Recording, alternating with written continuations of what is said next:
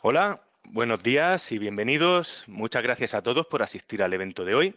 Como ya sabéis, el evento se titula ¿Qué nivel de seguridad tranquiliza al CEO?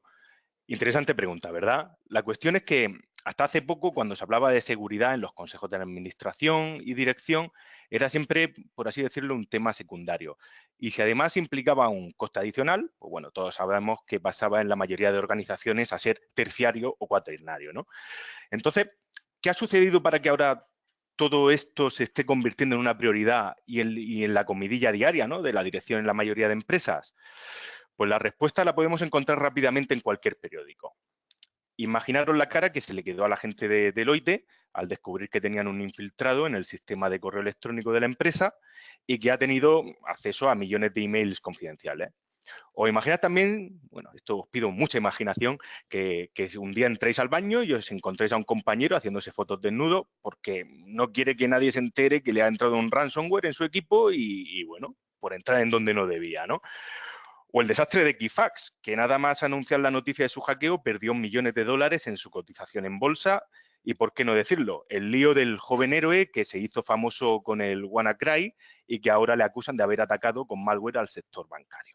Si todo esto pone nervioso al CEO, al consejo de administración, al presidente de la compañía y a cualquiera que este año 2017 escucha por primera vez la palabra ransomware, ¿no? Claro, si no has escuchado antes y te encuentras todo esto, pues bueno, cualquiera se pone nervioso. Esto también, bueno, el interés en lo que respecta a ciberseguridad no es ningún secreto. Lo podéis ver en la gráfica que tenéis ahora mismo, ¿no?, sacada de Google Trends, que os mostramos ahora mismo en pantalla, ya que precisamente muestra eso, el interés en la palabra clave ciberseguridad a lo largo del tiempo. Y el pico de mayor interés está en mayo de 2017. Os lanzo una pregunta. ¿Alguien recuerda lo que sucedió en mayo de este año? Bueno, seguro que sí. Y seguro que habéis acertado todos, ¿no? Se trata del día en el que muchos se pusieron las zapatillas de correr y se lanzaron por toda la oficina a desconectar los equipos de la red, apagar portátiles, mientras gritaban apagar los equipos, ¿no? Se trata de el WannaCry, por supuesto. Pero vamos a ponerlo un poco más complicado. Si cambiamos la palabra clave y en vez de ciberseguridad buscamos cybersecurity, el pico ya no está en mayo del 2017, está en febrero del año 2016, más de un año antes. Eso quiere decir que en 2016, mientras muchos españoles pues, estaban buscando vídeos de gatitos en Internet, en Estados Unidos y los países anglosajones, muchos buscaban más que nunca contenidos relacionados con cybersecurity, ¿no? ¿Y por qué? Bueno, ¿qué sucedió? Pues la respuesta nos la dará más adelante en su exposición Manuel Monterrubio, durante su intervención nos la aclarará. Ahora permitidme una pequeña pausa para presentarme. Mi nombre es Ramón García y como podéis ver soy el director de desarrollo de negocio aquí en Exevi. Como es posible que algunos no tengáis una visión completa de Exevi, sigo con las presentaciones un minutito más. Si os fijáis en la pantalla podéis ver a dos personas, se trata de Edmund Hillary y Tenzin Norgay. Ser Edmund Hillary se le recuerda, ¿no?, por ser la primera persona en ascender a la cima del Everest. A él se le recuerda, pero no iba solo, le acompañaba su Sherpa, Tenzin Norgay. En el SEBI pensamos que esa figura, la figura del Sherpa, es fundamental, ya que es muy probable que Edmund no hubiera conseguido coronar la cima del Everest sin su ayuda. Y así es como nos gusta vernos a nosotros, como ese Sherpa que os acompaña y se compromete con vosotros durante todo el camino o todo el proceso de transformación digital. Para ello, SEBI se sostiene sobre tres pilares, no me voy a parar mucho aquí, que son la estrategia para mejorar vuestros procesos, la tecnología, con productos y servicios clave para la transformación digital, y diseño de experiencia de usuario, de cliente, de arquitecturas que ayudan a satisfacer las necesidades de los usuarios de vuestras aplicaciones y de los servicios que provee vuestra empresa. ¿Y para quién? Pues bueno, para personas como vosotros, con vuestros propios retos y necesidades que ayudamos a cubrir como mejor sabemos hacer, con nuestro trabajo, conocimiento y el compromiso de todas las personas y colaboradores de SEBI. Aquí también podéis ver algunas de las referencias de entre las más de 200 empresas que ya han confiado sus proyectos a Exevi. Y bueno, os lo he dicho, iba a ser rápido, volvemos al tema que nos ocupa hoy y a la preocupación del CEO. Hemos dedicado un buen rato para crear un listado de las amenazas externas más comunes y en algún caso también las más novedosas que nos podemos encontrar en lo que queda de 2017 y 2018, aunque sí que es muy probable que ya no las hayamos encontrado por el camino. Una de las principales amenazas, y que realmente puede aglutinar todas las que comentaremos a continuación, son las ciberamenazas, donde está incluida la ciberdelincuencia, pero también la ciberguerra entre grandes potencias y el ciberterrorismo, ya que sus acciones se encaminan en muchos casos a desestabilizar la política y la economía de un país atacando a sus empresas. El frente de batalla ya no está lejos de casa, lo hemos sufrido o lo habéis sufrido muchos en vuestras carnes, ¿no? Las empresas somos el frente allá donde estemos. Además de las empresas, el objetivo más codiciado son las infraestructuras críticas. Si nuestra empresa se dedica a energía, transporte, salud, defensa, seguro que estamos en alguna lista de objetivos de alguien, ¿no? Con malas intenciones. Siguiendo con las tendencias, ahora vamos a algo más concreto, que es el aumento del ransomware. No es ninguna novedad durante este año, pero hay que remarcarlo porque es una de las tendencias. Y también las infecciones por malware, que se vuelven más refinadas ya que es posible ya infectar incluso sin ficheros adjuntos, ¿no? Los ataques por denegación de servicios globales, pero esta vez bien dirigidos a objetivos concretos. También cada vez es más habitual ver cómo los ciberdelincuentes protegen sus actos delictivos utilizando medios legales, por ejemplo, protegiéndose tras protocolos seguros y certificados que son del todo correctos, ¿no? También tenemos el maladvertising, ¿no? Que son, bueno, las plataformas publicitarias también son fuentes ahora de código malicioso. El phishing también se está refinando, cada vez es más elaborado y es capaz de engañar ya hasta el más precavido. Otro objetivo, o mejor dicho, otra plataforma desde la que lanzar ataques es el Internet de las Cosas. No estará lejos el día en que debamos pagar una recompensa para que nuestro frigorífico nos deje sacar la leche por la mañana. Y también, por último, otro punto que también es tendencia, ya que muchas empresas no solamente implantan el Internet de las Cosas o sistemas relacionados, sino también sistemas de inteligencia artificial. Son otra fuente de riesgo, ya que al no ser tan inteligente es posible que abra agujeros en muchos sitios, ¿no? Así que también tengamos cuidado con todas estas evoluciones. Y podríamos seguir con un largo etcétera, pero creo que esta lista resume las principales amenazas externas que nos podemos encontrar en el corto plazo. Pero no todas las amenazas provienen del exterior, también las tenemos dentro de casa. En este apartado me voy a extender bastante menos, ya que se pueden clasificar en dos grandes grupos. Por un lado, descuidos y accidentes. Se trataría de problemas de seguridad surgidos por un mal uso, por errores o por procesos mal ideados que terminan con una fuga de información o con una grave caída de algún sistema. Todos conocemos casos de enviar un correo electrónico con información confidencial fuera de la oficina a quien no toca, un descuido, o que la mujer de la limpieza entre en un CPD, que no sabemos también por qué puede entrar así alegremente, y sin darse cuenta desconecta una máquina mientras pasa el aspirador. Pero también pueden ser premeditados y malintencionados, ya sea un trabajador descontento que nos cifra la base de datos el día que es despedido o el que quiere hacerse rico rápidamente vendiendo la información de nuestra base de datos, nuestro CRM. Después de este empacho de pesimismo y malas vibraciones, ¿cómo pensamos que se puede sentir el CEO? Bueno, vamos a ilustrarlo gráficamente. Aquí tenéis a un CEO cuando un día se le ocurre preguntar qué antivirus corporativo tenemos y se entera que en toda la historia de la compañía no ha habido ninguno. Esa noche seguro que no duerme tranquilo. O esta es la reacción de otro CEO cuando llega a la oficina y se entera que ha entrado un ransomware y toda la empresa se tiene que parar porque no hay ni un solo backup. O cuando su mujer le llama para decirle que un grupo de hackers ha publicado su nombre como usuario de una conocida red de citas. Por ejemplo, no sé si recordáis, el caso de Ashley Madison fue tremendo. También hay que tener mucho cuidado con dónde metemos nuestra información fuera de casa, ¿no? Y tened cuidado también de lo que hacéis. Pero bueno, ante todas estas situaciones tenemos herramientas para protegernos. Como todos sabéis, nunca al 100%, pero sí hasta ese punto de equilibrio que el riesgo y la inversión en seguridad siguen dando números positivos y muy positivos. Lo primero que tenemos que tener en cuenta es estar dentro de la legalidad y cumplir con la normativa. Así al menos nos ahorramos una buena multa, además de la desgracia de turno. Aquí el tema caliente es la nueva normativa europea sobre privacidad y protección de datos, la famosa GDPR, de la que ya hemos hecho varios monográficos en SEBI y que no trataremos hoy. También es importante mantenernos al día en el aspecto tecnológico, lo que implica gestionar los riesgos conforme vayamos implantando nueva tecnología y revisar también la que tenemos implantada para saber que realmente está protegida y es segura. También trabajar concienzudamente nuestros procesos para hacerlos seguros, los procesos internos de la empresa, ya sea implantando un sistema de gestión de la seguridad de la información o disponer de planes de continuidad de negocio, disaster recovery, gestión de riesgos y bueno, un etcétera, ¿no? Y si todo falla y nos encontramos en un grave apuro, al menos tener contratado un buen seguro. Así al menos, bueno, el palo o la desgracia no es tan grande y se amortigua. Y lo dicho, como la sesión de hoy no da para todos estos temas, nos centraremos en los aspectos tecnológicos de la seguridad.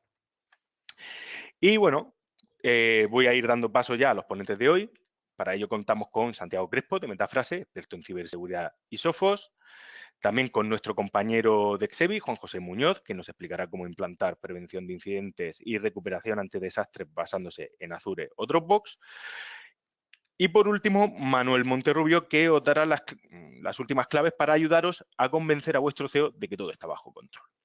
Y con esto casi voy dando ya paso al siguiente invitado, no sin antes recordaros que podéis hacer vuestras preguntas en cualquier momento a través de la plataforma. La aplicación las irá recopilando y al final del evento las responderemos una a una. Aprovechad, no guardéis ninguna, ¿vale? Y también no olvidéis rellenar la encuesta que os pasaremos al final. Bueno, cuando cerréis la aplicación, saltará. Es muy importante, bueno, de cara a mejorar y ofrecer cada vez mejores contenidos gratuitos para todos vosotros. Y lo dicho, muchas gracias y le pasamos el control a Santiago. Buenos días, ¿qué tal? Muchas gracias a Exevi por invitarnos. Y bueno, tenemos poquito tiempo, así que vamos a intentar dar unas pinceladas aunque ya Ramón nos ha introducido bien en contexto, nos ha puesto en contexto, vamos a ser un poquito más, intentar ser un poquito más prácticos en el sentido de qué soluciones, qué amenazas hay, qué soluciones podemos adoptar. Nosotros hemos titulado esto que nos preparemos para el próximo ataque porque va a ocurrir, no es una cuestión de si nos va a ocurrir, sino que va a ocurrir. ¿Y por qué InterceptX de Sophos es una nueva tecnología? Detuvo los ataques de WannaCry y NotPetya y probablemente, vamos, casi con toda seguridad a detener también el próximo que haya. Bueno, primero tenemos que distinguir, también según el tipo de compañía o en el ambiente en el que estemos, de qué tipos de ataques, de ciberataques o ataques cibernéticos podemos estar hablando, ¿no? Yo creo que por un lado tenemos a delincuencia común, que ha hecho su transformación digital y ahora, pues en vez de atracarte por la calle con una navaja, pues o jugársela atracando el Vips de la esquina, pues usa otras técnicas, ¿no? Te mandan emails, te timan, conozco gente que le han timado, le han sacado dinero al banco haciéndose pasar por otro, extorsión, pues tengo fotos tuyas en el móvil o me pagas, tal, en fin. Y el ransomware, que es, bueno, este tipo de malware, de software malicioso, que seguramente todos conocéis, aunque no hayáis sufrido, pero bueno, que cifra los datos de nuestro ordenador y nos piden un rescate por ello. Y nos piden un rescate normalmente en Bitcoin, que es una moneda digital que imposibilita, aunque no totalmente, pero bueno, a efectos prácticos imposibilita el rastreo por parte de las fuerzas y cuerpos de seguridad del Estado.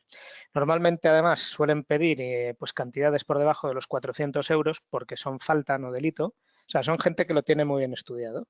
Entonces, igual que el spam, pues bueno, saben que mandan un montón de correos y que de 10.000 van a picar 10, pero ya les sale rentable, pues con el ransomware pasa lo mismo, ¿no? Hay kits para desarrollar tu propio ransomware, sí, con tu panel de control y todo, los pagas, además no son caros y los difundes. Y bueno, lo mandas a tu lista de correo y llegan.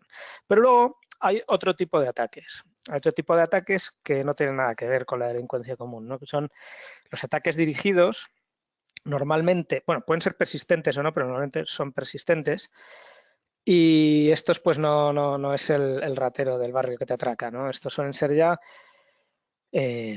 pues, o competidores, metiendo gente, pues, mercenarios de la ciberseguridad, pues, hackers al servicio del mal, por decirlo de alguna forma, o otros estados o gobiernos que bueno, pues que quieren o espionaje industrial o dañar nuestra reputación o practicar robos. Pues bueno, imaginaos un atraco en vez de un ransomware al tendero de la esquina, pues una transferencia de fondos del Banco Central Europeo saltándonos pues todas las medidas de seguridad que tenga, ¿no? Estamos hablando de otro nivel de ataques, pero que existen y están ahí. Estos ataques bueno, vamos a hablar posteriormente de ellos, pero aunque nuestra compañía, digamos, bueno, si mi compañía no es importante, si yo soy una consultora que hago tal, yo no soy el banco de nada, pues bueno, es que tu consultora probablemente dé servicios a ese banco o a ese cliente que sí es de interés para esta gente, ¿no? Con lo cual tenemos que por lo menos saber que existen estas amenazas y ver qué podemos hacer. ¿Cómo nos defendemos, no? Bueno, pues la típica imagen clásica de la defensa, pues mira, nosotros estamos en nuestro castillo, nuestra torre de marfil, la gente nos intenta atacar, ponemos todas las medidas que podamos y en el interior que haya paz, tranquilidad. Bueno, pues todo esto está muy bien. De hecho, algo de esto tenemos que tener, pero también tenemos que ser conscientes que no es suficiente y que en muchos modelos realmente no es operativo. No es operativo por las tecnologías de cloud y big data. Entonces, ¿qué es lo que necesitamos? ¿Qué podemos hacer? Pues una defensa multicapa. Es decir, todos habremos oído hablar de la superficie de ataque. La superficie de ataque es por dónde nos pueden atacar, ¿no? Entonces, el 80% donde podemos parar el malware, y no solo el malware, sino también los ataques, es cuando nuestro equipo se conecta al exterior. Cuando está aislado, sin wifi, sin cable de red, es mucho más complicado que se comprometa. Pero no podemos estar aislados. Con lo cual, necesitamos algo que nos proteja a la hora de navegar por Internet y que incluso, si es posible, pues que haga pues no solo la navegación, sino también pues que filtre el correo, que filtre las aplicaciones móviles que usamos. Y bueno, y luego, por supuesto, tenemos una parte que el antivirus nos puede cubrir, que es análisis de preejecución, firmas para malware conocido, y a continuación veremos qué es lo nuevo, qué es lo que podemos hacer para ese 5% que la tecnología hasta el día de hoy no podía cubrir, ¿vale? Como os decía, tenemos que filtrar nuestro correo electrónico. Las amenazas, el ransomware, el 80% está entrando por el correo electrónico, por spam. Cada vez se refinan más, roban bases de datos de clientes. Voy a poner un ejemplo, pues de una compañía eléctrica, y entonces hacen un mailing a clientes de esa compañía eléctrica diciendo que tienes esta factura que se nos ha traspapelado. Tú, como eres cliente de esa compañía, lo abres y ese PDF a lo mejor pues tiene un regalito. Tú no tienes el equipo parcheado y estás infectado y ni te has enterado. Lógicamente hay que filtrar el acceso web. Cuanto más limitemos, pues mejor. ¿Y hace falta un firewall de nueva generación? Pues probablemente sí. No son, hay de todo, como en el mercado hay de todo. Tenemos, bueno, aquí nuestros amigos de Exevi pues trabajan con Palo Alto, que es un fabricante excelente. Nosotros trabajamos con Sophos, que también es un buen fabricante, pero sí que es verdad que, bueno, que la diferencia en precio quizás hace Sophos más asequible que Palo Alto. Pero bueno, lo principal es que pongamos los medios, ¿no? Sí que os quiero contar aquí cuál es la diferencia entre a grandes rasgos, la diferencia entre un firewall y un firewall de nueva generación, ¿no? El firewall normal, digamos que, ¿cómo actúa? Pues vamos a poner un ejemplo, deja que tú navegues a Internet o no, deja que tú envíes un correo o no. Un firewall de nueva generación va un poco más allá, y cuando te deja navegar, te puede dejar navegar, pero ojo, depende. A Facebook sí, pero a los juegos de Facebook no. O a tu correo externo, a tu Yahoo, a tu Gmail sí, pero solo para leer, no para escribir. Y además te va a filtrar todo lo que tú descargues. En fin, da una serie de valor añadido de control de aplicaciones web, porque todo va por la web, que un firewall tradicional no puede dar, porque no llega. Y luego llegamos al final, a lo que llamamos endpoint, o sea, al final de la cadena, del cable de red, ¿no? De la conexión. ¿Qué tenemos? Pues lo que llamamos endpoint, que es un puesto o un servidor o un dispositivo móvil, una tablet, un smartphone, que al final son ordenadores, ¿no? Entonces, tenemos que tener algo, un anti-malware, control de puesto, clásico antivirus. Esto es lo mínimo porque porque si no, vamos, estamos vendidos y encima no nos enteramos. ¿Qué aporta el Endpoint Advanced de Sophos, que es con lo que nosotros estamos trabajando ya desde hace años y que va más allá de un antivirus tradicional, ¿no? Antivirus tradicional funciona con firmas digitales.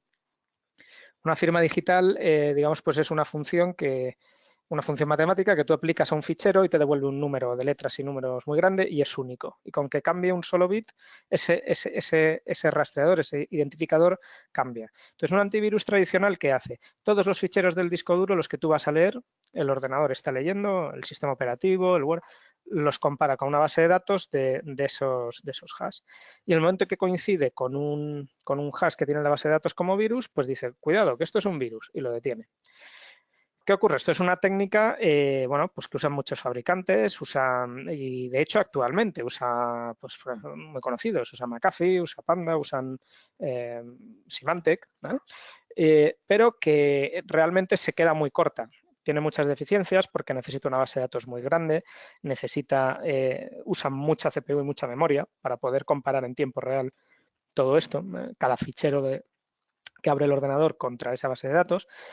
Y realmente, pues en el momento en que alguien hace una variación, por pequeña que sea, de una pieza de malware, ya no se detecta, ¿no? Entonces, Sophos en su Endpoint Advanced tiene la parte que vemos abajo de antivirus tradicional, pero tiene ya una pieza de tecnología que podemos calificar de Next Generation. En la pieza de tecnología antivirus normal, pues lo que os hemos dicho, se comparan las firmas y tal, pero cuando vamos a la Next Generation, ¿qué hace? Pues lo que hace es comparar, de hecho mira en tiempo real, en tiempo de ejecución, si el programa que se está ejecutando está haciendo algo malicioso, algo que Sophos ya detecta como malicioso, ¿no? Y si lo detecta como malicioso, lo detiene. Lo mismo con las comunicaciones. El Malicious Traffic Detection es pues una medida de seguridad que incorpora el Endpoint Advanced, en que consiste en el momento en que detecta que un programa abre una conexión contra centros de comando y control, de botnets, es decir, el malware, como os he dicho antes, se controla remotamente, ¿no? Pues se controla remotamente desde centros de control. Y esos centros de control, pues si bien no se conocen todos, hay muchos que Sophos sí tiene bien localizados. Entonces, en el momento en que localiza el agente, Sophos se da cuenta de que hay una comunicación, o mejor dicho, un intento de comunicación con esos centros de control, bloquea esa comunicación, aísla el proceso y bueno, desencadena una serie de mecanismos para luchar contra ese malware hasta ahora desconocido. Es decir, que sin una firma ha sido capaz de detectarlo. Y además, con una tecnología exclusiva de Sophos, que es del que hablaremos un poquito más adelante, que es la seguridad sincronizada, si tenemos un firewall de Sophos, es capaz de avisar al firewall y de que el firewall haga medidas adicionales en nuestra red. Y aquí es donde viene la innovación que os queríamos presentar hoy fundamentalmente. Sophos Intercept X, ¿qué es? Pues es una tecnología completamente distinta a la del antivirus, que se complementa, no se puede sustituir porque realmente hacen trabajos diferentes, pero que nos cubre ese 5% del que hablábamos antes, que no éramos capaces de cubrir con soluciones tradicionales. Y tiene básicamente 3 módulos, pues un anti-exploit, anti-ransomware y un análisis de causa raíz. Vamos a hablar sobre todo de lo que es un anti-exploit. ¿Qué es un exploit? ¿No? Pues un exploit es un fallo de programación que pues en cualquier programa, en Adobe Reader, en el Flash, que estaréis hartos de actualizaciones de Flash, porque está lleno de agujeros de seguridad, en el propio sistema operativo, en el Office, en fin, en cualquier programa. Siempre ha habido y va a haber fallos de programación, aunque cada vez se cuida más, pero es algo que hay que dar por sentado que van a estar ahí. Por eso existen los parches de seguridad y por eso muchas veces os habrán contado o incluso podéis haber sufrido de pues me he infectado y tenía el antivirus actualizado. Qué malo el antivirus. No, es que el antivirus llega hasta donde llega. Los parches de seguridad son, imaginad la entrada a un edificio, ¿no? El muro, el firewall que teníamos antes. Si tenemos agujeros en nuestro muro, pues van a entrar por ahí. Y los parches de seguridad es lo que tapona esos agujeros. ¿Qué hace InterceptX? Pues InterceptX, si os dais cuenta, aquí en esta transparencia se habla de vulnerabilidades y exploits que salen como 1000 nuevas cada año. Y piezas de malware, de virus, de troyanos, de gusanos nuevos que salen al año, más de 100 millones, perdón, o sea, una pasada. Entonces, por firmas detectando malware, el antivirus es incapaz. O sea, es que no se llega, no, es imposible. ¿Qué podemos hacer? Pues estar al tanto de cuáles son esas vulnerabilidades y dejar a alguien vigilando que nadie las use. Pero yendo más allá, 1000 vulnerabilidades incluso son muchas y puede haber más. Sin embargo, las vulnerabilidades usan técnicas de programación para explotar o reventar, digamos, violar el software, ¿no? Para hacer esos agujeros, ¿no? Entonces, y esas técnicas no hay tantas técnicas. De hecho, pues Sophos señala que hay unas 20 técnicas existentes a día de hoy y que puede que salga una nueva al año o 2 como mucho. Entonces, Intercept se basa en precisamente en identificar el uso de estas técnicas para usar exploits. De forma que cualquier herramienta, cualquier intento de usar un exploit, un virus nuevo, desconocido, va a hacer uso de esas técnicas. Pues, pongamos a hacer un butrón, ¿vale? Pues en el momento en que detecten que, oye, un tío está en la calle con un pico y una pala haciendo un agujero y está al lado de la pared del banco, eso va a ser un butrón, pues lo va a detener sin dejar a que pase y sin firmas. Solo necesita saber cuál es la técnica que van a usar. Y de esa manera desarrolla también un módulo anti-ransomware que se llama CryptoGuard. ¿Cómo funciona en Intercept? Pues bueno, tiene aquí lo que hemos hecho es una breve anatomía de un ataque de ransomware en el que se puede ver lo típico es que llega un exploit kit o a través de un spam. A través de infección puede llegar, pero es más raro. La mayoría llega a través de spam. Lo más típico es un PDF que se abre. Tú no tienes a la última versión el lector de Adobe porque nadie lo tiene porque te pide actualizar 7 veces al mes. Y todo el mundo dice, ya lo haré. Entonces lo abres y tú no te das cuenta y en ese momento ya tienes un programa residente en el que pueden estar controlando todo lo que haces en tu equipo, buscar ficheros en tu ordenador y mandártelos. Y enseguida el programa hace una llamada de comando y control a la red que controla este ransomware, ¿no? Dice, oye, ya he infectado un equipo, te voy a pasar la clave privada de este equipo, pásame la tuya, porque hace un intercambio de claves con el delincuente y empiezo a cifrar los ficheros. Y entonces empieza a cifrar los ficheros y luego cuando acabas, cuando te sale el famoso cartelito. ¿Cómo funciona el anti-ransomware, el CryptoGuard de Intercept? Pues en el momento en que primero detecta un exploit en el PDF, pues ya no va a funcionar. Porque aunque sea un exploit nuevo, va a conocer la técnica y lo detiene. Imaginad que es una técnica nueva de exploit y la desconoce y funciona. En el momento en que entre la llamada al centro de comando y control, también lo va a detener. Pero imaginad que tampoco conoce el centro de comando y control. Cuando empiece el cifrado de los archivos, el CryptoGuard se da cuenta de la forma que tiene el programa de cifrar y se da cuenta que lo que hay es un ransomware desconocido. O sea, que no es un programa legítimo de cifrado de información, sino que es un ransomware. ¿Qué hace en ese momento? Detiene el software, el ransomware, y además te restaura los ficheros que hubiera cifrado, porque guarda una pequeña caché de los ficheros que se van cambiando en el equipo. Con lo cual esto no te va a ocurrir. El próximo ransomware con Intercept no te va a ocurrir. Y Sophos también tiene toda esta tecnología integrada en el Server Protection en el caso de servidores. Pero bueno, tampoco creo que vamos justos de tiempo, ¿verdad? Con lo cual vamos a, si queréis podéis hacer alguna pregunta después, ¿no? ¿Qué sí es importante saber? Y algo diferencial que tiene Sophos, la seguridad sincronizada. ¿Y qué es la seguridad sincronizada? Pues básicamente que Las defensas de nuestra organización, el firewall, el filtrado web, el anti-spam, el endpoint, colaboren entre sí, hablan entre sí. Sophos tiene una tecnología única que la llama Herbit, con lo cual se pueden ver aplicaciones tanto en el gateway como en el endpoint en tiempo real, y si el firewall sospecha de alguna actividad, una comunicación sospechosa en un endpoint concreto, en un puesto, es capaz de decirle al puesto, oye, el proceso que haya abierto esta comunicación, dime quién es y mira a ver qué hace. Y incluso bloquéalo, le puede dar órdenes. O mándame una muestra y mándala al laboratorio de Sophos. Todo automáticamente. O al revés, el endpoint también puede detectar cierto comportamiento extraño y le puede pedir al firewall información sobre conexiones relacionadas.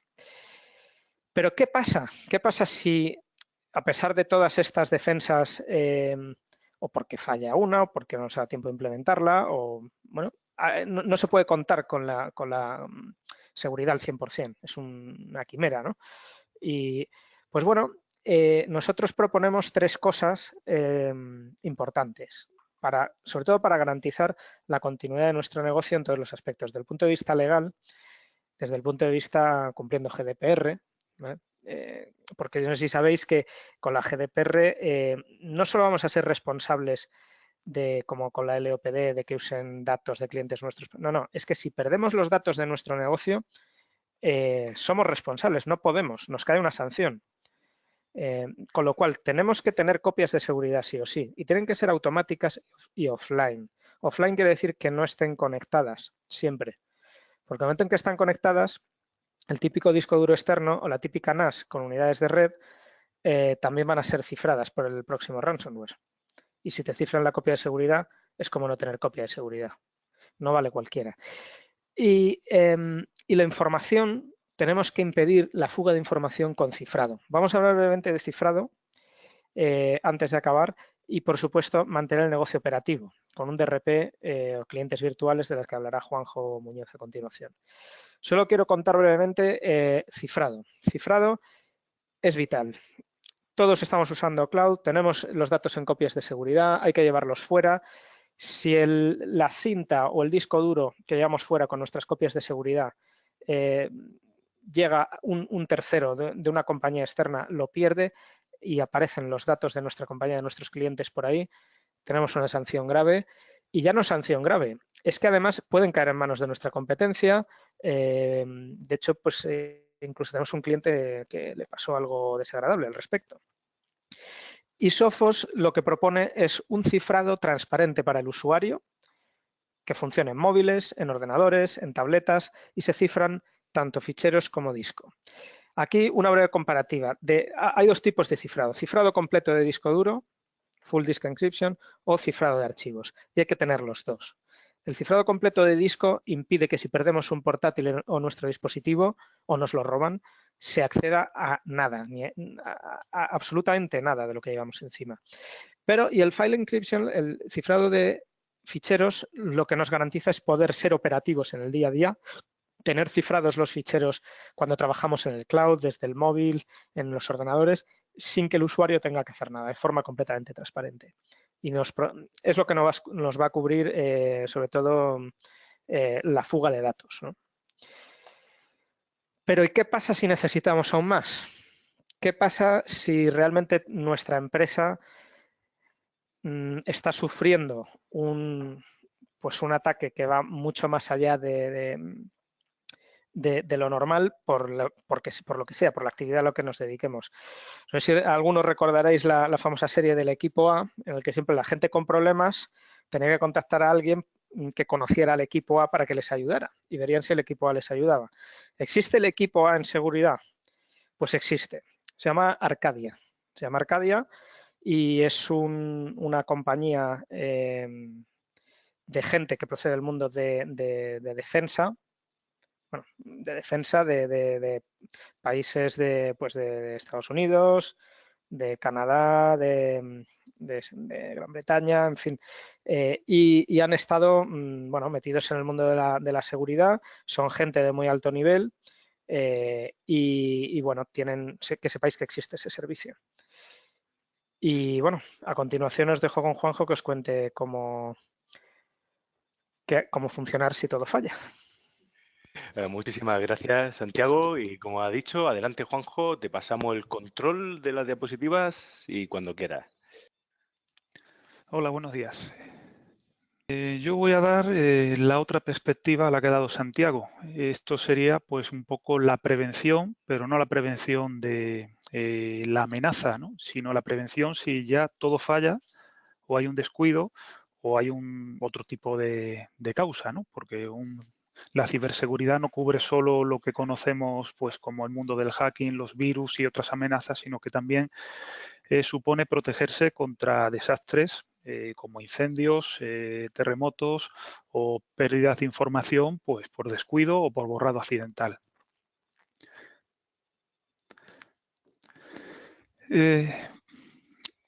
Nuestro objetivo es proteger la información con el objetivo de recuperarla. Podemos ver una definición simplificada de lo que sería un backup, una copia de seguridad, y es una copia de los datos originales que tenemos y que se realiza con el fin de disponer de un medio para recuperarlos en caso de pérdida. Esto nos va a proteger los datos ante diversos sucesos, como puede ser recuperar los sistemas informáticos y los datos si hay una catástrofe informática o una catástrofe natural o un ataque intencionado. También podremos restaurar ficheros puntuales o carpetas que se han eliminado por accidente, se han corrompido o que están infectados por un virus informático. Y del mismo modo podemos guardar información histórica en ubicaciones distintas a los datos originales para consultarlas en caso necesario por cuestiones del negocio. Por tanto, los objetivos a cubrir que nos interesaría, según mi punto de vista, es evitar la pérdida de información, pero a la vez disponer de un mecanismo de recuperación rápida de esos datos. Por otro lado, la recuperación de los desastres, que esto no tendría por qué ser una recuperación tan rápida de la información, y disponer de un archivo histórico de esos datos o versiones anteriores. En los últimos años se ha hablado mucho de la regla del 3-2-1, del backup. Esta es conocida gracias al fotógrafo Peter Krogh y viene a decir más o menos lo siguiente, que hay que guardar al menos 3 copias de los datos, puede ser la copia original o principal, o sea, los datos operativos y 2 copias de backup, almacenar estas copias en distintos medios físicos, esto es que no guardemos los 2 backups en el mismo disco duro y además que sea el disco donde tenemos los datos originales, y al menos una de estas copias debe estar en otra ubicación. La nube facilita esta regla del 3-2-1 en el sentido de que directamente disponemos de la copia en otra ubicación y no tenemos que invertir en sacar cintas, discos o replicar en otro centro de datos, que supone unos costes mucho más grandes. Y también podemos confiar en los propios servicios dados en pago por uso en la nube que ya implementan su propio 3-2-1, con lo cual nosotros podríamos simplemente hacer una copia adicional en ese servicio y confiar en su propia arquitectura de respaldo de datos. Podemos, según esto, usar Azure, por un lado, para copiar nuestros backups allí, directamente con un servicio de Azure que es Azure Backup. Podemos usar algo más complejo que es el Azure Site Disaster Recovery, que significaría que replicamos nuestras máquinas, ya sean físicas o virtuales, en Azure y además dispondríamos de un servicio de coordinación o orquestación de esa recuperación. Podemos integrar el backup corporativo que tengamos con el almacenamiento de Azure e incluso también disponer de medios para recuperar en remoto en Azure esas máquinas virtuales o físicas, como pueden ser pues, las soluciones de BIM, Symantec, etcétera. Y por otro lado, si nuestras necesidades son más sencillas o realmente nuestros datos están más orientados a gente con movilidad, podríamos usar Dropbox Business, para proteger los ficheros y disponer de sus servicios de retención de versiones anteriores. La copia en Azure. La copia en Azure consiste en instalar nuestras infraestructuras o un agente de backup en los servidores o un software de backup propio de Azure o el Microsoft Data Protection Manager y almacenar los backups en una caja fuerte en el almacenamiento de bloques de Azure. Este almacenamiento de bloques se puede elegir con las réplicas locales, que vienen, digamos, en la opción más barata, o con réplicas regionales, con lo cual vamos a disponer de 3 o más copias de esos datos en distintas zonas de Azure. El coste va a ser una función del tamaño de la máquina, según tramos. Estamos hablando de unos 5 euros para máquinas pequeñas, más el espacio ocupado por estas copias en Azure. Esta es una opción especial de precios de Azure porque no va a haber costes por el movimiento de los datos ni por las transacciones de almacenamiento. Solo se va a pagar, digamos, por el agente de backup, por el uso de la instancia de backup y por el espacio ocupado por las máquinas y por todas las copias de seguridad. Como he dicho, el software de backup a utilizar es un agente de backup de Azure en el caso más sencillo, el servidor de backup de Azure y el Microsoft Data Protection Manager. El agente de backup de Azure tiene un despliegue muy sencillo. Es lanzar el ejecutable, cargar un fichero de claves que hemos obtenido de nuestra suscripción de Azure y registrarlo contra Azure. Y ya en ese momento tenemos una aplicación que es prácticamente igual en cuanto a su interfaz de usuario con el Windows Server Backup y podemos elegir pues, replicar a nivel de ficheros, carpetas, un volumen y después podemos recuperar estas copias de seguridad igualmente a nivel de ficheros o a nivel de volumen.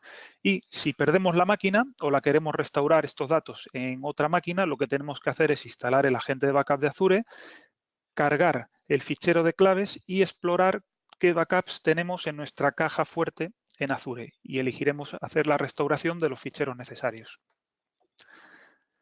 Si nuestro entorno es más complejo o queremos centralizarlo todo y no gestionar agentes individualmente, pues tenemos que recurrir al MAPS, que es el Microsoft Azure Backup Server. Este es similar al Data Protection Manager de Microsoft, con el que también podríamos hacer las copias. Y su utilidad principal consiste en que puede hacer backups consistentes de aplicaciones, por ejemplo, pues SQL Server, Exchange Server, SharePoint, etcétera. Y además podemos integrar entornos de virtualización de Hyper-V y de VMware, con lo cual replicaríamos, o sea, haríamos copias de seguridad de esas máquinas, incluso a un almacenamiento local gestionado por el MAPS y se replicarían estas copias de seguridad en Azure. La recuperación pues sería otro tanto de lo mismo, sería usar el software de backup para elegir qué queremos restaurar y dónde. Y igualmente, si tenemos que restaurar en otro entorno, pues es instalar el software, cargar las claves de registro de nuestra suscripción de Azure y explorar qué copias de seguridad disponemos. El servicio de recuperación en Azure, como he dicho, es más complejo. Disponemos de servicios de réplica, el orquestador. Podemos hacer, digamos, restauraciones parciales, hacer failover de una máquina, por ejemplo, para pruebas, o podemos hacer una recuperación de desastres completa. Y igualmente tenemos medios para invertir la réplica cuando hemos restaurado la infraestructura original y hacer un fallback. Aquí se ve un ejemplo sencillo en que usamos otro servicio de Azure, pero no necesariamente hay que usar Azure, que sería pues el Traffic Manager, que viene a ser pues un sistema de balanceo global por DNS. Él puede tener reglas para decidir si la infraestructura original está caída y entonces contesta por DNS con el nuevo punto de entrega del servicio. Y Site Recovery lo que haría sería, ya sea de forma manual o con reglas que nosotros definimos, incluso con scripts para personalizarlas, pues restaurar en modo de máquinas virtuales en Azure aquellas máquinas que hemos estado replicando en forma de backup de máquina virtual, digamos, en el almacenamiento blob de Azure. Este tipo de entorno es una simplificación porque realmente podríamos simplemente usar el orquestador y replicar máquinas desde un data center nuestro a otro data center que disponemos en otra ubicación. Y igualmente la fuente pueden ser máquinas físicas, máquinas virtuales de VMware o de Hyper-V y cambiar el tipo de entorno de restauración. En ese caso, el servicio es más barato porque realmente lo que se está cobrando por máquina es, digamos, la cuota del software de replicación y orquestación, pero no vas a tener los costes de almacenamiento ni los posteriores costes de restaurar las máquinas virtuales, porque ahí vamos a tener los costes de Azure de propios de infraestructura. Otra posibilidad sería usar los servicios de una empresa que compró Microsoft para integrarlas en Azure y es Store Simple. Esto es almacenamiento híbrido. Puedes tener un dispositivo virtual o físico. Esta solución la están haciendo también otros, como NetApp, por ejemplo. Aquí en el dispositivo virtual podríamos disponer hasta de 50 terabytes de espacio efectivo, pero localmente podríamos tener solo una parte de este almacenamiento, digamos que 5 terabytes, y desplegarlo en nuestra infraestructura virtual de VMware o de Hyper-V. Este dispositivo lo que va a hacer es gestionar almacenamiento híbrido en 2 capas.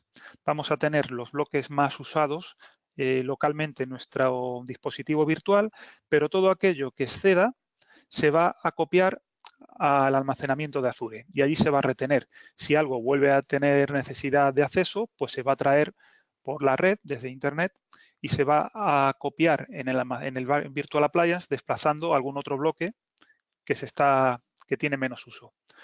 De esta manera se almacena solo lo más excedido. Vamos a disponer de acceso por CIFS, o sea, como unidades de red de Microsoft, o por iSCSI para almacenar directamente máquinas virtuales, y vamos a disponer en Azure de backups o snapshots de los estados del almacenamiento de mi dispositivo local, de tal manera que podemos acceder a esas copias o snapshots, montarlas sobre el propio dispositivo para acceder a datos anteriores o podemos restaurar toda esa imagen sobre un nuevo dispositivo virtual o físico en caso de desastre. Y los datos los tenemos prácticamente disponibles inmediatamente, eso sí, con la demora de la descarga o de que se vaya alimentando la caché local del dispositivo.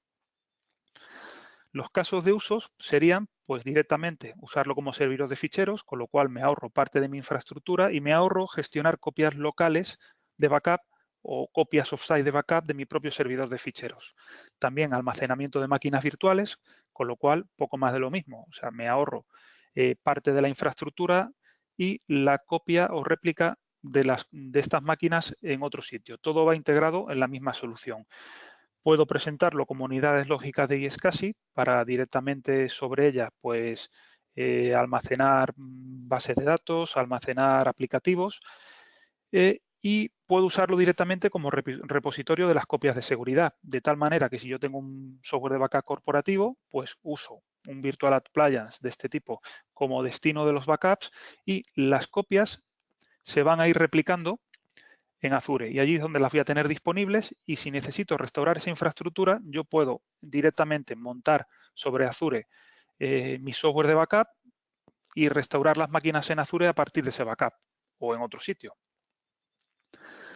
Otro ejemplo, como comenté, es usar el software de backup corporativo que yo tenga. En nuestro caso, tendemos a trabajar más con Veeam y tenemos varias posibilidades. Una sería usar el Cloud Gateway. El Cloud Gateway se puede usar en modo MSP, en el que un service provider te lo ofrece y no te supone costes de licenciamiento propios, sino que supone una cuota que te imponga el service provider, pues guardar allí las copias de X máquinas. Se va a establecer una conexión SSL entre el software Veeam y se va a replicar contra el Cloud Gateway sacando una copia o un repositorio de backup en Azure que me va a posibilitar, si dispongo del Veeam Backup and Replication, puedo restaurar esas copias a través del Cloud Gateway, incluso en la propia Azure. Y no solo cosas que yo haya hecho con el Veeam Backup Replication, sino cosas que puedo haber hecho copia con las opciones gratuitas de Veeam localmente contra un repositorio al que accede mi Veeam Backup and Replication. Y por último, incluso con opciones que algunas han estado de forma gratuita como vista previa por parte de Veeam, que es la restauración directa a Azure, que consiste en que si yo tengo copias locales de Azure, si yo las replico, las copio por algún medio a almacenamiento de Azure y despliego este software en Azure, puedo acceder a ese repositorio y restaurar esas máquinas también. Por último, tendríamos la opción, como comenté, de Dropbox, pero Dropbox Business, no el Dropbox personal.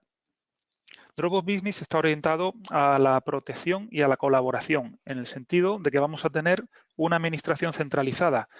La información está organizada en carpetas, pero no solo las personales o las que compartimos con nuestro Dropbox personales, sino también carpetas de equipos que tienen una gestión por parte de los administradores de equipo.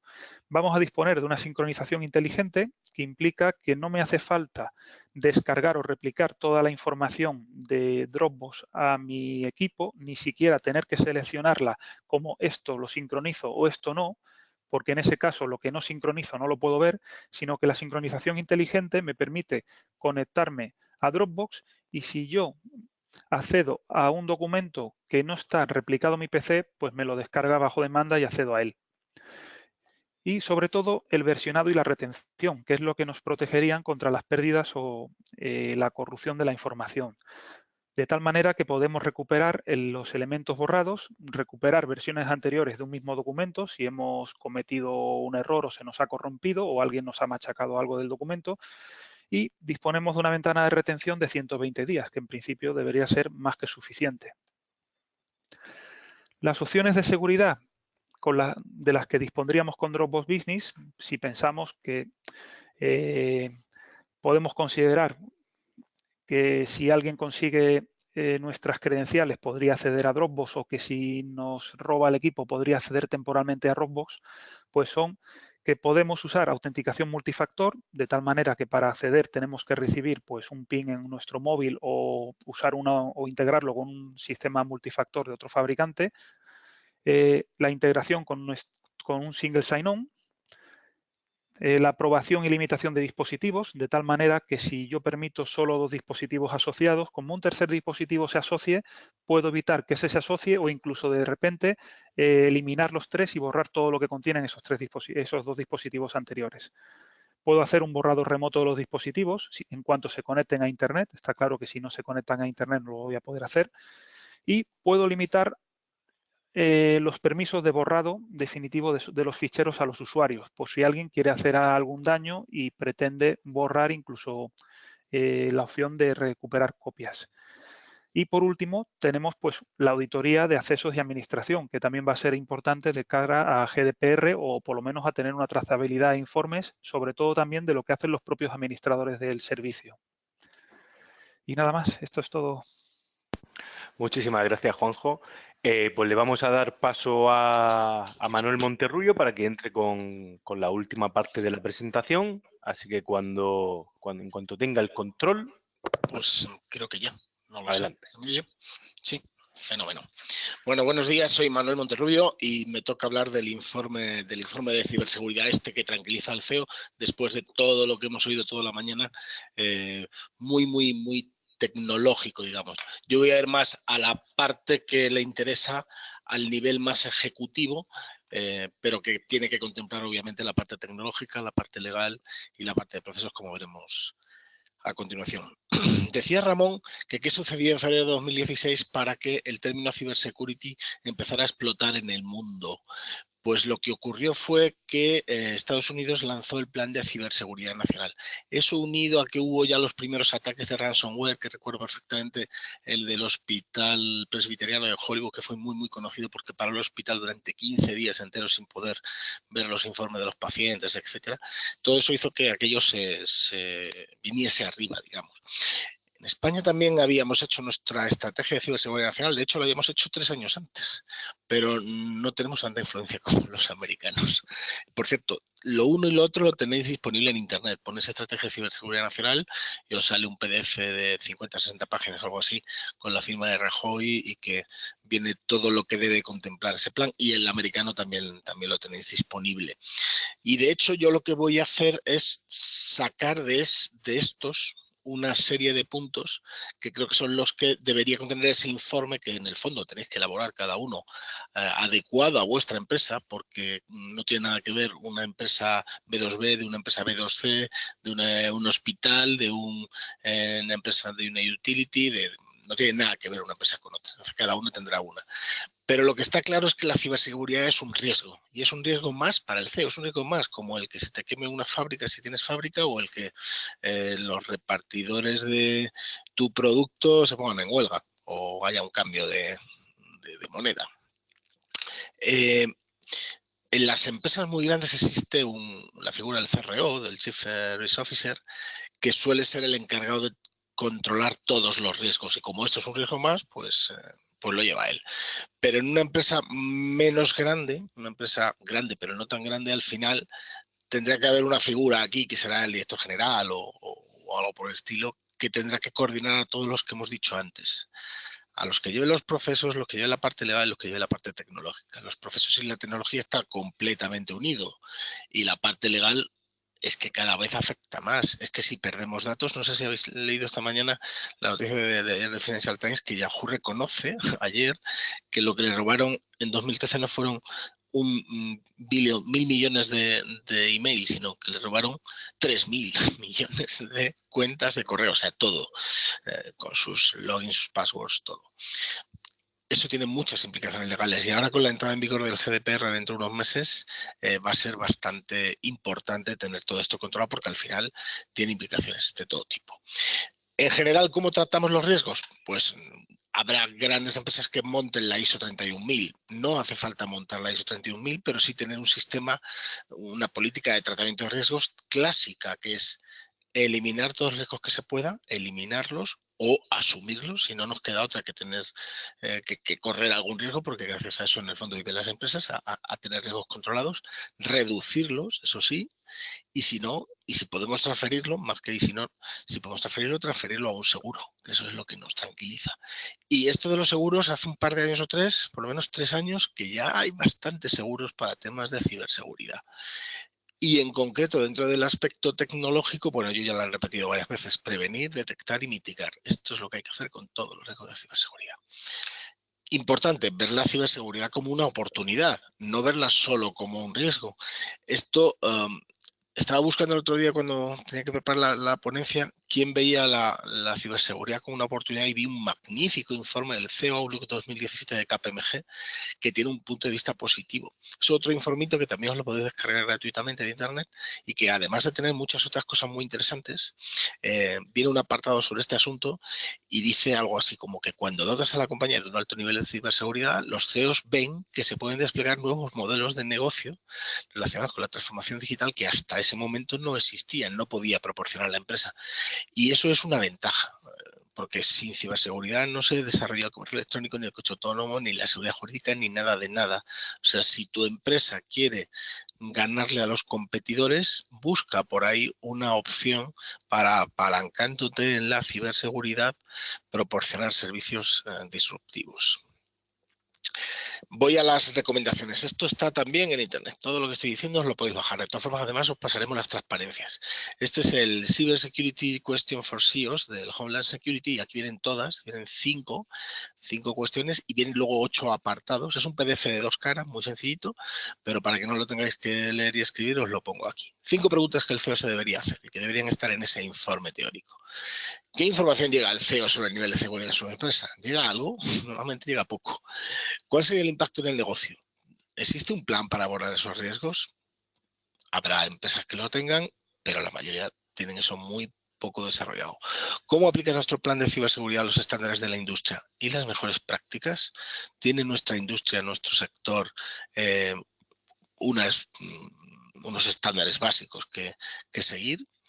¿Cuántos y qué tipos de incidentes cibernéticos detectamos en una semana normal? ¿Cuál es el umbral para notificar al CEO? ¿Y cuál es el plan de respuesta a incidente cibernético? ¿Con qué frecuencia se prueba? Esto es muy típico, lo de las copias de seguridad que no se prueban. Todos conocemos alguno o algunos casos de copia de seguridad que cuando la vas a cargar y no la has probado no carga. Estas serían las 5 preguntas que vienen aquí, y luego vienen los 8 conceptos a desarrollar. Incorporar la ciberseguridad en los procesos existentes de la gestión de riesgo y gobernanza, lógicamente. Elevar el debate de la gerencia de ciberseguridad al CEO, meter al CEO en esas reuniones, por lo menos en alguna. Implementar los estándares de la industria y las mejores prácticas, no quedarse en las bases mínimas. Esto sería, hablando del GDPR, el GDPR pide 4 cosas muy básicas, pero 4 cosas que hay que tener. y creo que deberían pasar por encima de ese mínimo compliance alguna de las cosas que implantemos. Evaluar y gestionar los riesgos cibernéticos específicos de su organización, lo que decíamos antes, no tiene los mismos riesgos un hospital que una utility. No dejar de supervisar y revisar el plan, desarrollar y probar los planes, coordinar la respuesta a incidentes y que me encanta, formar y concienciar sobre las posibles amenazas cibernéticas. La inmensa mayoría de los ataques vienen por ahí, porque la plantilla pincha un correo que no debe. Es típico. Pero bueno, si tenemos los anti-malware y tenemos las políticas claras de backup, como nos ha contado Juanjo, se puede recuperar mucho. Y de hecho, de las empresas que han sido atacadas estos últimos meses con el WannaCry y con el NotPetya, la mayor parte de ellas se han recuperado sin casi problemas. Alguna con algún problema. Bueno, y voy ya a cómo debería ser el informe clásico, partiendo de un informe, o sea, cómo debería ser un informe que presentáramos arriba, partiendo de un informe clásico. Este está desarrollado por una de las Big Six que nos hemos inventado, siguiendo aquel político que pronunció aquello de House, Water, Watch, Cooper. Pues este sería el informe clásico de una auditoría financiera. Todos los auditores, esto está muy trillado porque es obligatorio, es legal y hay que presentarle al Consejo de Administración un informe que los auditores han elaborado tras recopilar información, analizar y registrar situaciones encontradas, comentar los problemas con el departamento financiero y finalmente elaboran ese informe. No tenemos un informe obligatorio para el Consejo de Administración ni para el CEO de ciberseguridad, con lo cual tenemos que crear uno. Y bueno, cada uno ha ido creándose estos años, estos 5 o 10 últimos años, hemos ido creando cada empresa el que el CIO nos iba pidiendo. Nuestro informe siempre opera bajo el esquema de cualquier auditoría, pero con un enfoque a la mejora. Ponemos aquí enfoque Global Health Report.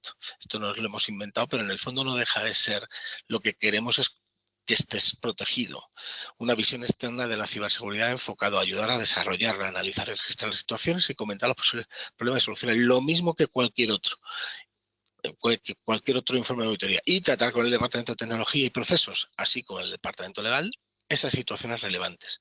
Y con ello presentamos ese informe al CIO y el CIO nos dirá si eso mismo es lo que hay que presentar al CEO o lo presentará él o le debemos hacer un subinforme más sencillito para que él pueda pasárselo y el CEO lo entienda bien o lo presente al Consejo de Administración o donde lo quiera presentar. Ese informe, pues en nuestros informes nosotros trabajamos con Ontier en el ámbito legal y Exevi trabaja con Metafrase. No viene aquí el logo de Metafrase porque Metafrase lleva la parte específica anti-malware y antivirus y lo metemos dentro de la parte de procesos y tecnología completo. Pero este es un informe típico, un informe en el que firmamos lo que hemos estado mirando y las cosas relevantes que han aparecido y que todo va bien, ¿no? Existe un sistema de gestión de la seguridad de información, un SGSI que está operativo con salvedades, el proceso de certificación de la ISO 27000 se está empezando a desplegar todavía, si es que alguien lo hace. Ya digo que cada empresa tendrá su informe. Y las mejoras, que esto es lo que más importa, ¿no? Lo que decíamos, existe un plan de formación de ciberseguridad en la plantilla, conviene evaluar una solución de almacenamiento en drives locales, por aquí pueden irse información, no tanto entrar si está bien protegida. Está pendiente la comprobación de todos los proveedores de aplicación que ofrecen aplicaciones en entornos SaaS, pues lo que hubiera en cada caso. En la parte legal igual, pues hay gente que tiene que presentar informes sobre accesos biométricos a las oficinas. Sabes que ahora en la parte de GDPR esto se considera de alto nivel y hay que ponerlo encima de la mesa, etcétera. Pero cada empresa tendrá sus implicaciones legales a perder o no información. Y este sería un informe clásico. Nosotros, de hecho, elaboramos para cualquier empresa podemos hacer un primer informe gratuito en el que hagamos esta evaluación genérica, porque al final para dar un presupuesto de seguimiento y de gestión necesitas conocer cómo está la empresa y tendrías que conocer ese nivel.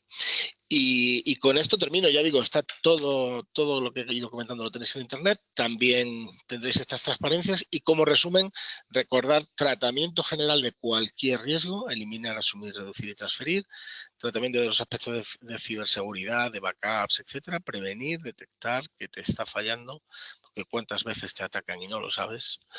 y mitigar. Y con ello los 5 puntos clave. Esta es la única transparencia que tenéis que acordaros. Concienciar de la importancia de la seguridad a todos, al CEO y a los empleados, identificar los riesgos en nuestra empresa, estudiar esas implicaciones legales. Digo lo de nuestra empresa porque cada empresa, repito, tiene su problemática.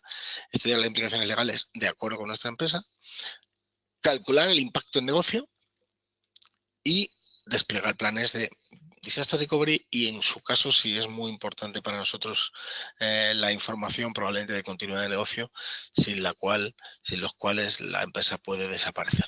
Y con esto termino y doy paso a Ramón, que ya siga con lo que queda. Vale, pues muchísimas gracias, y de cara a los siguientes eventos ya sabéis que podéis seguirnos en las redes sociales o también los publicamos en www.sbi.com y ahí podréis verlo todo. Muchísimas gracias y hasta el próximo evento.